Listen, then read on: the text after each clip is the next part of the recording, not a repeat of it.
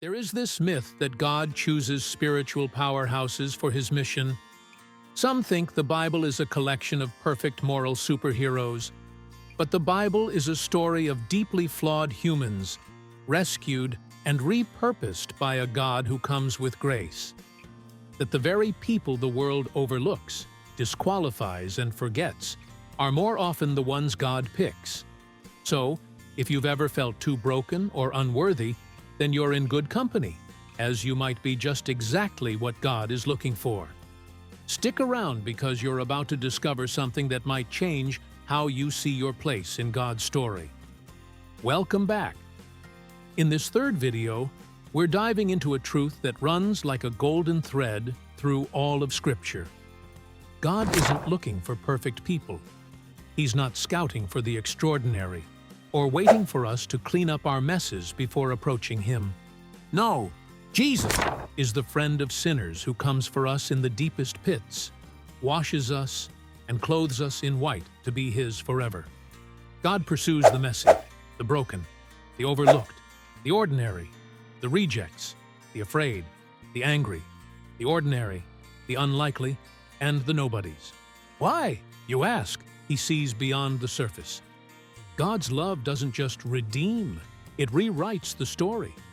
This is what the Bible is about, rewriting the story of flawed people enslaved by sin by saving them to reflect God's mercy, love, and grace at work, all for His glory. Let's journey through the Bible, from Genesis to Revelation, and meet the nobodies that God turned into heroes and messengers of hope. There is no better place to start than the father of faith, Abraham. He wasn't born a man of faith. He came from a pagan family of idol worshippers in Ur of the Chaldeans. He carried fear like his life. It made him lie about his wife to protect his skin while risking her. Sarah must have felt very loved by the husband who chose to save himself instead of announcing they were married. Not once, but twice. And yet, God called that man the father of nations before He turned him into one. Abraham's grandson, Jacob, took it a notch higher and became a manipulator, a deceiver. He tricked his way into blessings. He planned the perfect bank heist with Rebekah to cheat Esau of his birthright, and succeeded. He was the perfect sweet-tongued crook who could scheme and get away with anything. He even tried wrestling with God. Grace didn't just rewrite his name, it gave birth to a nation. What of Moses? The man who parted the Red Sea was once a wanted murderer in Egypt. When God called him, he had a list of why he wasn't the guy. I stutter. I'm not eloquent. They won't believe me. Finally, he said plainly, please send someone else. Yet God chose him to lead His people out of slavery. In the fortified city of Jericho lived Rahab, traditionally taken as a prostitute in Jericho, a woman whose past screamed unworthy with no moral resume. But she hid Israel's spies as she trusted in a God she barely knew. She found herself not only saved, but woven into the very genealogy of Jesus. Then there is the man we all love, David, the forgotten son left with sheep even in important family meetings.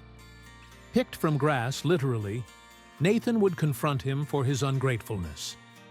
The great psalmist would become not only an adulterer, but con-man-level deceiver and murderer. Yet, this flawed man became a man after God's own heart. Should I mention Elijah? God's fiery prophet who silenced the infamous prophets of Baal. Not long after, terrified and burnt out, he was so depressed that he begged God to kill him. And still, God fed him and tenderly restored him. In the New Testament, the two most important characters beside Jesus include Peter and Paul. Peter was passionate but unstable. One moment he's walking on water, the next he's sinking. He even took swords ready to die for the Messiah. He swore loyalty, only to deny Jesus 3 times, including after being challenged by a young servant girl. He is the perfect expression of how we promise God, only to break it shamelessly so many times. Yet Jesus didn't cancel Peter. He restored him and made him a pillar of the early church. Paul, the other NT giant, once known by his Hebrew name, Saul, was a feared religious extremist who breathed fire on the church. He hunted Christians, dragged families apart, jailed them, and orchestrated their persecution, and even oversaw death by stoning. But Jesus knocked him down on the road to Damascus. Paul rose blinded by glory and would spend his life and die opening eyes with the gospel. Instead of killing him, grace rewrote Paul's life from a violent persecutor to a passionate preacher and apostle to the Gentiles. From Genesis to Revelation, the Bible reads like a gallery of the unqualified that spells grace, qualifying the unqualified, perfecting the imperfect. And every single one of them, God used for something greater than they could have imagined. The Bible doesn't parade perfect people. It parades a perfect God who loves deeply, redeems relentlessly, and uses the least likely to show the riches of his garden of grace, in which even the most broken trees bear fruits. God best described to Paul in 2 Corinthians 12, verse 9, as he said, "My grace is enough for you, for my power is made perfect in weakness." So, does God use just anyone? The Bible screams it. Regardless of your past or how you feel about it, God's grace is greater than your past and all your messes, and deeper than your sin and lostness. In God, we can start a fresh chapter as His children of God. Mercy is the paper, grace is the ink, and love is the pen. Welcome to God's garden of grace, where even the broken trees bear beautiful fruits. And the best part is, we are all broken, and thus need to be in this garden of grace. It is beautiful here that we can carry eternal treasure in weak and earthly jars of clay, once we receive Jesus in our lives.